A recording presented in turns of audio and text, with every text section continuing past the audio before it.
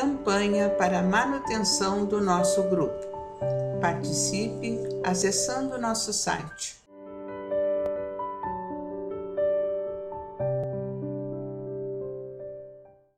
Olá, meus amigos, estamos aqui mais uma vez para dar prosseguimento à leitura do nosso livro Missionários da Luz, pelo Espírito André Luiz, na psicografia do nosso querido saudoso Francisco Cândido Xavier. Saúdo, os trabalhadores, simpatizantes, amigos do nosso grupo espírita Francisco Xavier, que vem acompanhando os nossos trabalhos. Continue acessando o nosso canal, sempre que puder dar uma curtida, inscrevam-se no nosso canal. Então, hoje nós vamos ler o 6, o título é a oração. Mas antes vamos lembrar o capítulo 5, que tem o título de influenciação. São 3 pessoas que saíram de uma sessão espírita, vêm caminhando, é a mãe com seus 2 filhos, vem caminhando, conversando. Ele se sentiu muito bem, dentro da casa espírita. Mas perceberam, que Alexandre mostra para o André que na saída tinha 2 entidades que vampirizavam o rapaz. Era uma companhia constante dele, tinha motivo. A gente sabe que toda influenciação, tem motivo, A gente atrai pela vibração, pelos sentimentos, pelos pensamentos, até pelas atitudes, Então, tudo tem um motivo, sempre, Então, a oração, capítulo 6, nós vamos iniciar agora. Após separar-se da genitora e da irmã, dispôs-se o rapaz a tomar o caminho da residência que lhe era própria. Seguimo-lo de perto. Doía-me identificar-lhe a posição de vítima, cercado pelas 2 formas escuras. As observações referentes à microbiologia psíquica impressionavam-me fortemente. Conhecia de perto as alterações circulatórias, determinando a embolia, o infarto, a gangrena. Aqui ele explica, a embolia: oclusão súbita de um vaso sanguíneo, geralmente uma artéria, pela migração de um coágulo que se desprende do seu local de origem e se fixa no local da obstrução, impedindo o fluxo do sangue abaixo desse ponto. Tratara, no outro tempo, inúmeros casos de infecção através de artrites e miosites, úlceras gástricas e abscessos miliares. Aqui ele vai explicar, a primeira miosite, inflamação do tecido muscular de um ou vários músculos. Depois, os abscessos miliares, presença difusa de finas lesões nodulares, semelhantes a um grão de milho miúdo, que podem invadir todos os órgãos, especialmente os pulmões e as pleuras. Tuberculose miliar. Nessa época, uns 70 anos atrás, era muito comum, a tuberculose, E as medicações ainda não tinham chegado no apogeu como são hoje em dia, Que já é combatido logo, as infecções. Então, vamos lá. Examinar atenciosamente no campo médico as manifestações do câncer, dos tumores malignos em complicados processos patológicos. Vira múltiplas expressões microbianas no tratamento da lepra, da sífilis, da tuberculose. Muitas vezes, na qualidade de defensor da vida, permanecera longos dias em duelo com a morte, sentindo a inutilidade da minha técnica profissional no ataque aos vírus, estranhos que apressavam a desnutrição orgânica, zombando-me dos esforços. Na qualidade de médico, entretanto, na maioria dos casos, quando podia contar ainda com a prodigiosa intervenção da natureza, mantinha a presunção de conhecer variadas normas de combate em diversas direções. Ele ainda pensou, que tinha a presunção, querido. No diagnóstico da difteria, não vacilava na aplicação do soro de Roux e conheceu o valor da operação de traqueotomia no Krupp.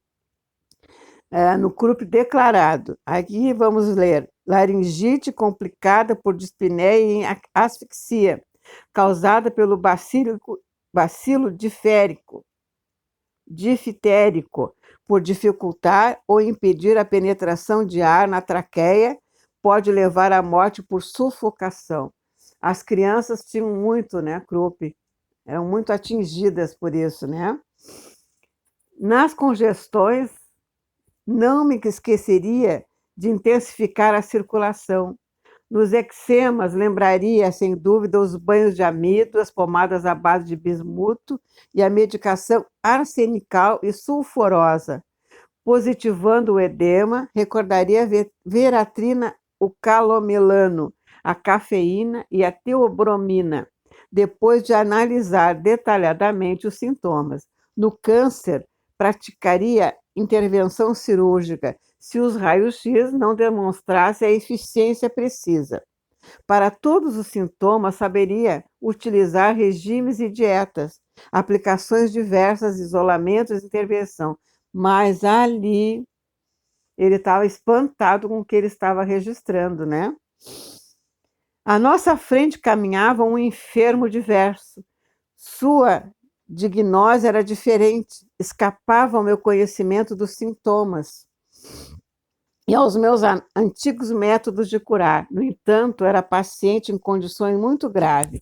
Via-se-lhe os parasitos escuros, observava-se-lhe a desesperação íntima em fase do assédio incessante. Não haveria remédio para ele? Estaria abandonado e era mais infeliz que os doentes do mundo? Que fazer para aliviar-lhe as dores terríveis a se manifestarem à maneira de angustiosas e permanentes inquietações?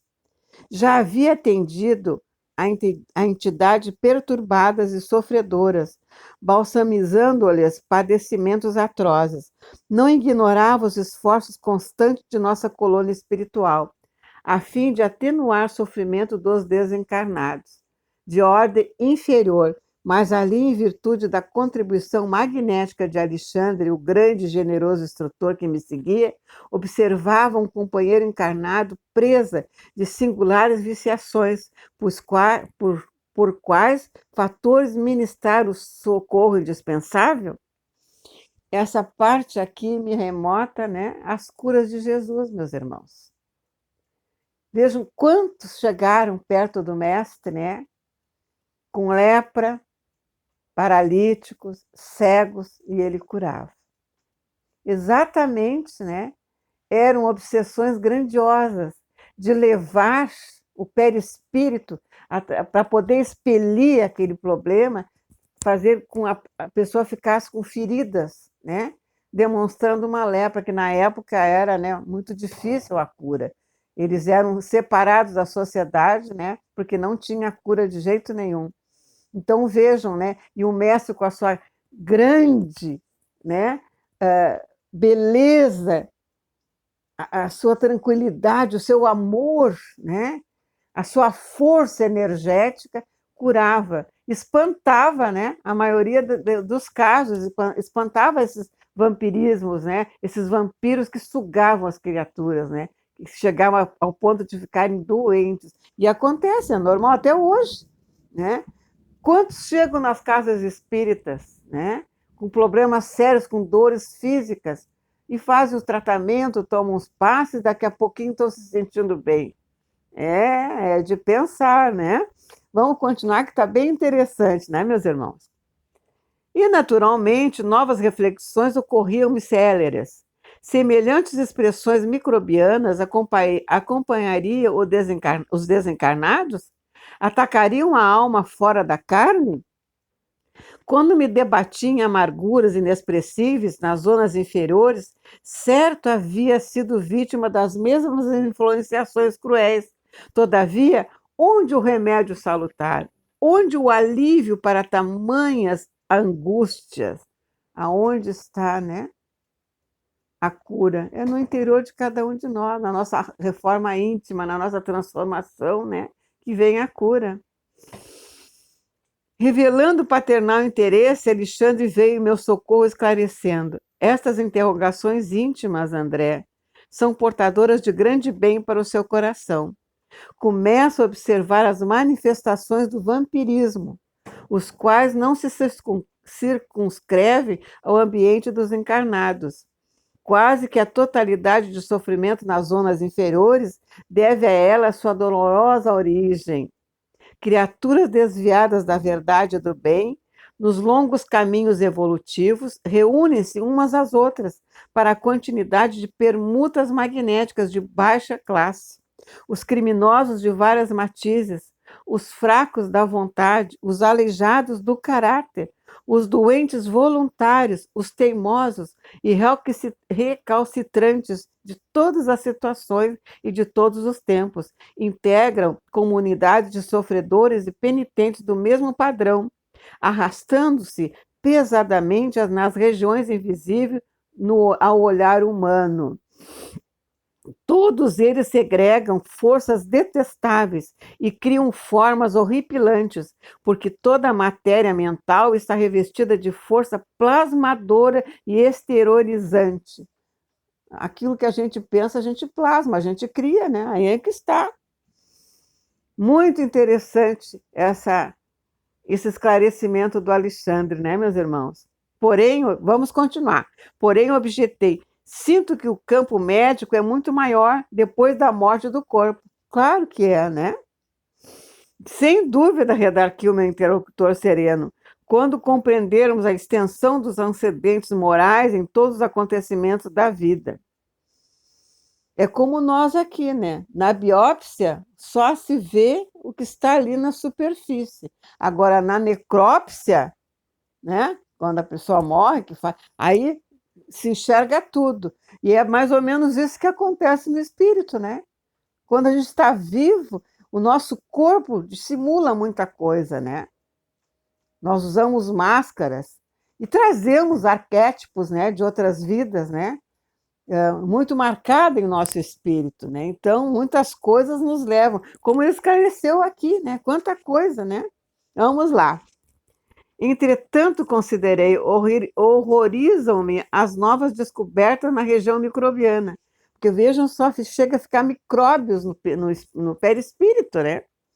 Que fazer contra o vampirismo? Como lutar com as forças mentais degradantes?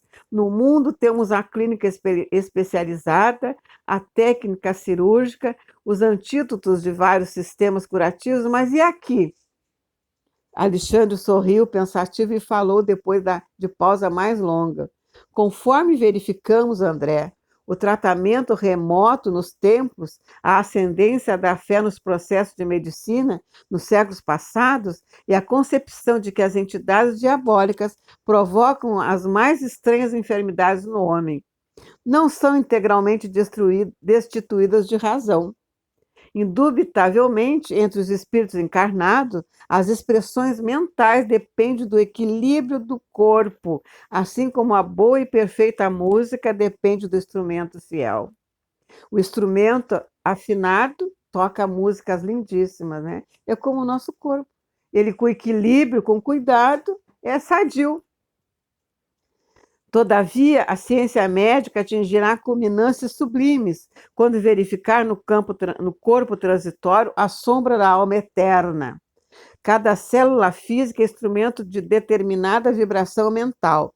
Todos somos herdeiros do Pai que cria, conserva, aperfeiçoa, transforma ou destrói. E diariamente, com o nosso potencial gerador de energia latentes, estamos criando, renovando, aprimorando ou destruindo alguma coisa.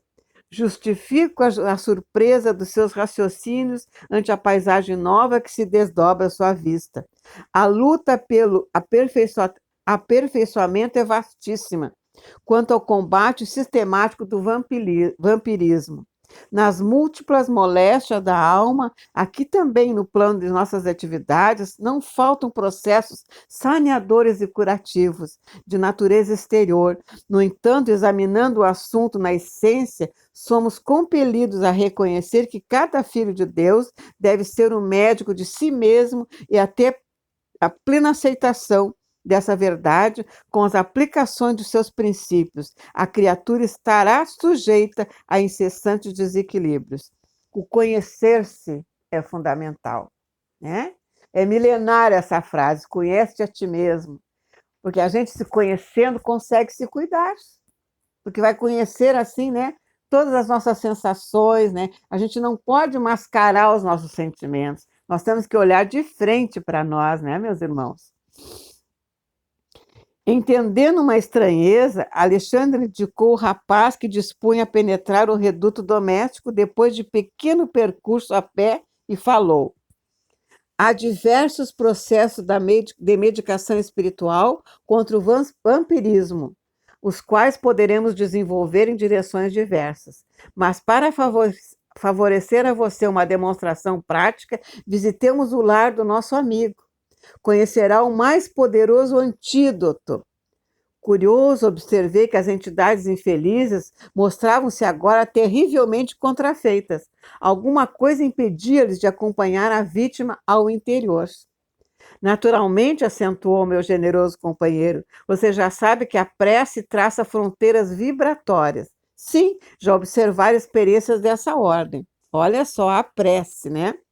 Aqui, prosseguiu ele, reside uma irmã que tem a felicidade de cultivar a oração fervorosa e reta. Entramos, enquanto o amigo encarnado se preparava a recolher, Alexandre explicava o motivo da sublime paz reinante entre as paredes humildes. O lar, disse, não é somente a moradia dos corpos, mas acima de tudo a residência das almas, o santuário doméstico que encontre criaturas amantes da oração e dos sentimentos elevados, converte-se em campo sublime das mais belas florações e colheitas espirituais. Olha que lindo, né? Nosso amigo não se equilibrou ainda nas bases legítimas da vida, depois de extremas vacilações e levianas experiências da primeira mocidade. No entanto, sua companheira, mulher jovem cristã, garante-lhe a casa tranquila com a sua presença, pela abundante e permanente emissão de forças purificadoras e luminosas que o seu espírito se nutre. Vejam só, que interessante, né? Ela que equilibra ele, né? Achava-me eminentemente surpreendido. De fato, a tranquilidade interior era grande e confortadora. Em cada ângulo das paredes, em cada objeto isolado, havia vibrações de paz inalterável. O rapaz agora penetrava o aposento modesto, naturalmente disposto ao descanso noturno. Alexandre tomou-me à destra paternalmente, encaminhou-se até a porta que se fechara sem estrépito e bateu de leve, como se estivesse ante um santuário que não devíamos penetrar sem religioso respeito. Uma senhora muito jovem, quem percebi imediatamente a esposa do nosso companheiro desligada do corpo físico, em momento de sono, veio atender e saudou o instrutor afetuosamente. Após cumprimentar-me, graças à apresentação de Alexandre, exclamou jovial: agradeço a Deus a possibilidade de orarmos juntos. Entrem. Desejo transformar nossa casa no templo vivo de nosso Senhor. Que lindo, né? Ingressamos no aposento íntimo e de minha parte mal continha a surpresa da situação.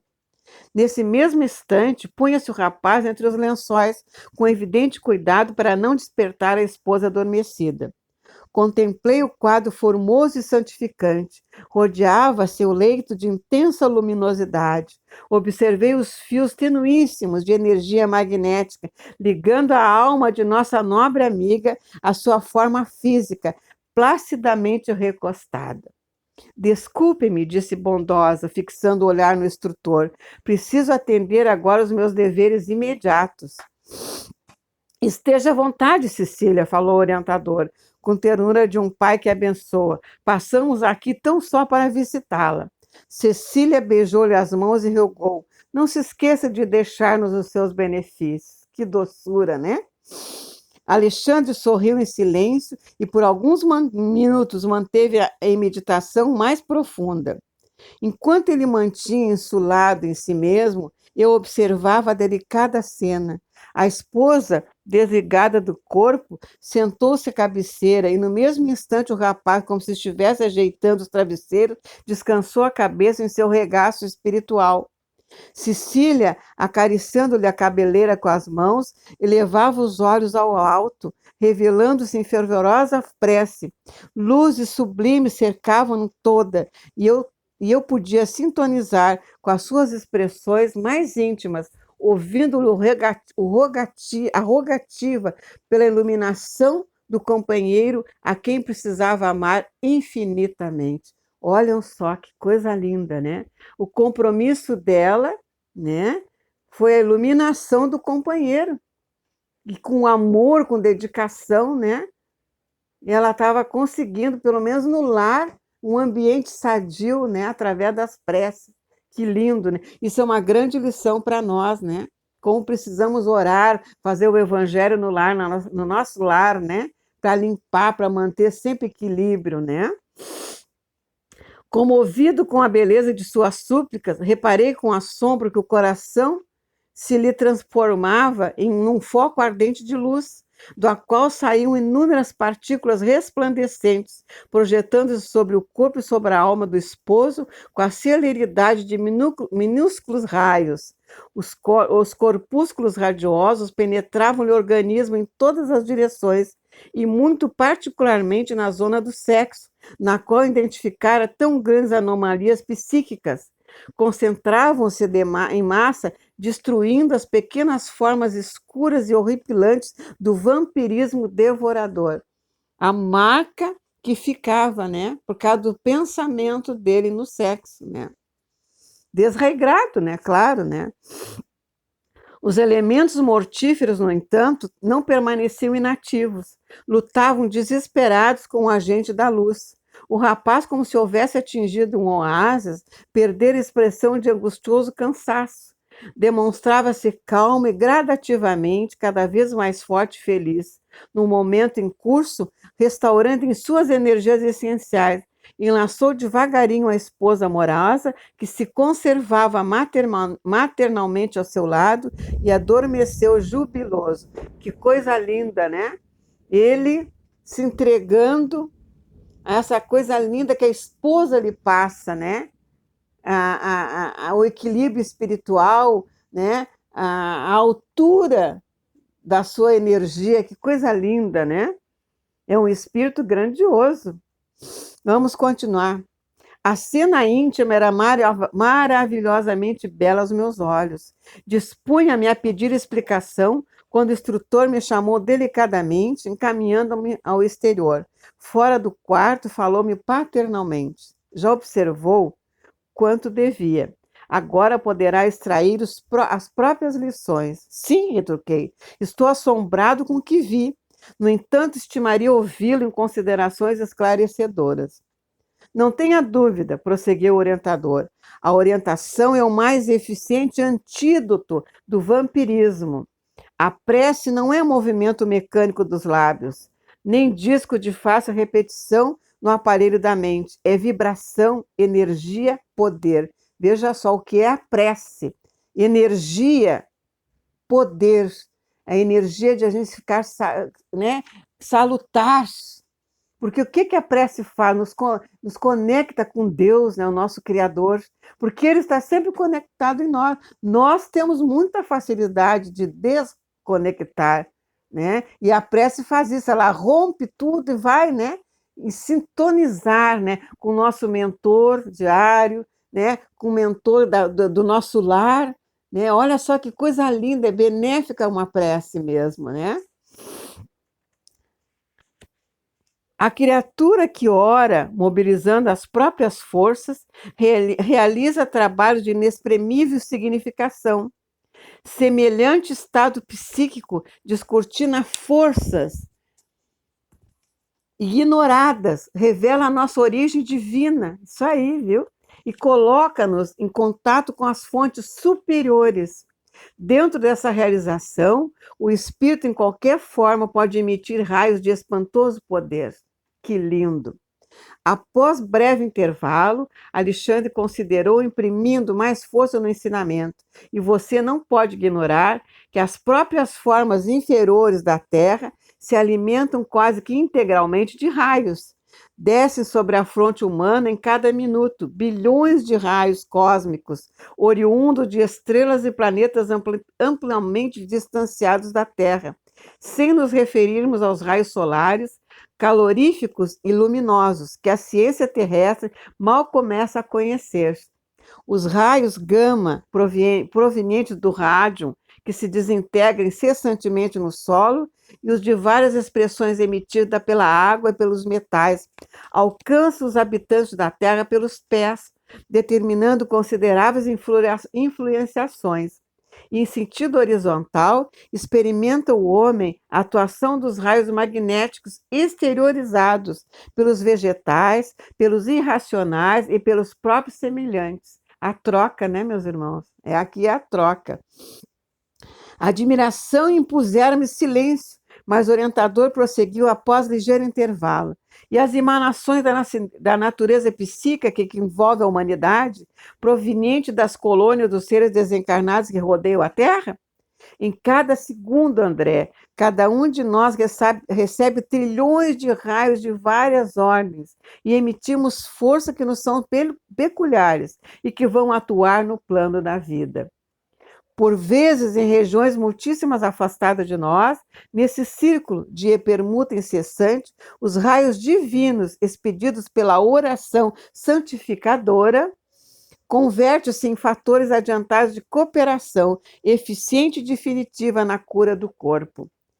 Toda a prece elevada é manancial de magnetismo criador e vivificante.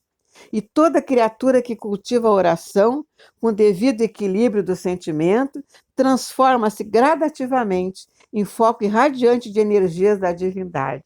Olha só que coisa espetacular essa explicação, né? Muito lindo. As elucidações do instrutor calaram-me profundamente no ser. Desejando, contudo, certificar-me quanto ao outro pormenor da sublime experiência, interroguei: bastará, porém, o recurso da esposa para que o nosso doente restaure o equilíbrio psíquico? Alexandre sorriu e respondeu: o socorro de Cecília é valioso para o companheiro, mas o potencial de emissão divina pertence a ela, como fruto incorruptível dos seus esforços individuais. Significa para ele o acréscimo de misericórdia, que deve anexar em definitivo ao patrimônio de sua personalidade por meio do trabalho próprio. Receber o auxílio do bem não quer dizer que o beneficiado seja bom. Nosso amigo precisa devotar-se com fervor ao aproveitamento das bênçãos que recebe, porque, inegavelmente, toda cooperação exterior pode ser interrompida a cada filho de Deus.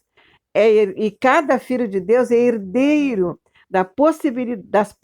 de possibilidades sublimes e deve funcionar como médico vigilante de si mesmo.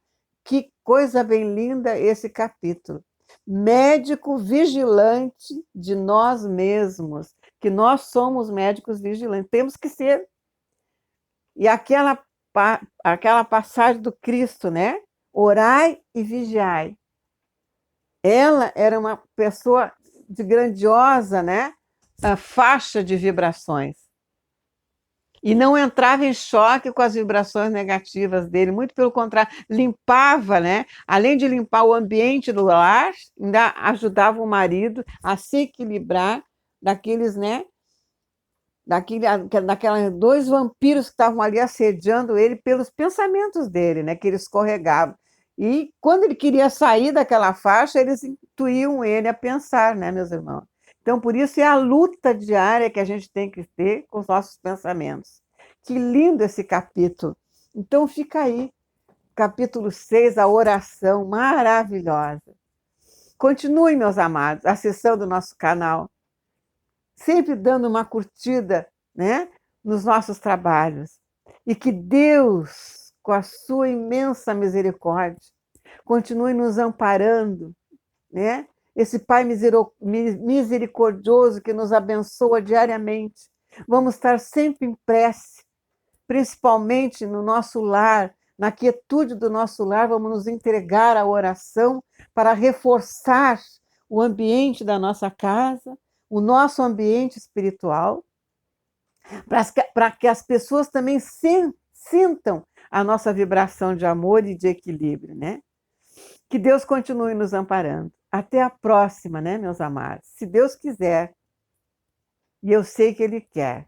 Um grande abraço. Campanha para a manutenção do nosso grupo. Participe acessando nosso site